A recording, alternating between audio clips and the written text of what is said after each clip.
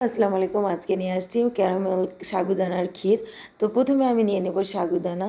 তো ইজিভাবে দেখানোর চেষ্টা করেছি। সাগুদানা নিয়ে নিয়েছি, প্যাকেটিং সাগুদানা নেবেন, তাতে পরিষ্কার করতে হবে না বেশি। তারপরে এটা ভিজিয়ে রেখেছি 20 মিনিট। তারপরে এখানে নিয়েছি 2 টেবিল চামচ মতো চিনিকে ক্যারামেল বানিয়ে নেব। দেখেন আমি চিনিকে আস্তে আস্তে একদম লো আঁচে আমি চিনিকে ক্যারামেল বানিয়ে নেব। তো আস্তে আস্তে দেখেন চিনির কালারটা এইভাবে গোল্ডেন হয়ে আসবে। আঁচটা লো রাখবেন। লাস্টে আর আপনি নাড়বেন না, একদম লো আঁচে রাখবেন। তারপরে দেখবেন একটু লাল হয়ে গেছে। লাল হওয়ার পরে দুধটা দিয়ে দিবেন। তো আমি দুধটা দিয়ে দিয়েছি। প্রথমে দেখবেন যে একটু চিনিটা দলা পেকে আসছে। তারপরে দেখবেন যে আস্তে আস্তে দুধে গলে যাচ্ছে। তো আমার দেখেন সাগুদানাটা একদম সুন্দরভাবে ফুলে উঠেছে। তারপরে এখানে আমি সাগুদানাটা নিয়ে নিয়েছি। তারপরে সাগুদানাটা আমি এখানে দিয়ে দেবো। দিয়ে আমি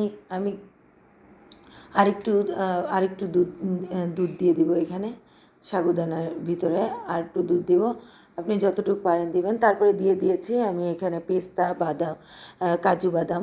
তারপরে এখানে নিয়েছি আমি কিশমিশ। তো কিশমিশগুলো আমি দিয়ে দিলাম, এই যে দেখেন। তারপরে এখানে আমি দিয়ে দিব লাস্টে ঘি। আপনি এইভাবে 10 মিনিট আমি জাল দিয়ে নিয়েছি।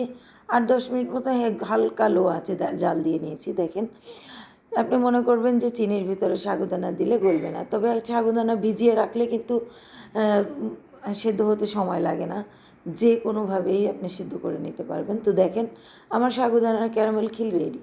তো এখানে আমি ঠান্ডা করে নেব ফ্রিজে রেখে। তারপরে আমি দেখেন একটা পাত্রে সুন্দর করে এইভাবে আপনি ডেকোরেশন করতে পারেন। তো আমি এখানে নিয়েছি আঙুর, এটা বড় বড় আঙুর নিয়েছি। আঙুর নিয়ে এইভাবে আপনি দেখেন এই আঙুরটাকে এইভাবে কেটে নেবেন। এই যে ছুরি দিয়ে এইভাবে একটু ফুল বানিয়ে নিজের মতন করেই সাজিয়ে নেবেন। তো আমি এখানে ফুল বানিয়ে দেখেন প্রথমে আইসক্রিম দিয়ে দিয়েছি। দেখেন আপনি নিজের মতো সাজিয়ে নিতে পারেন। তো আইসক্রিমটা দিয়ে দিয়েছি। তারপরে দিয়েছি এই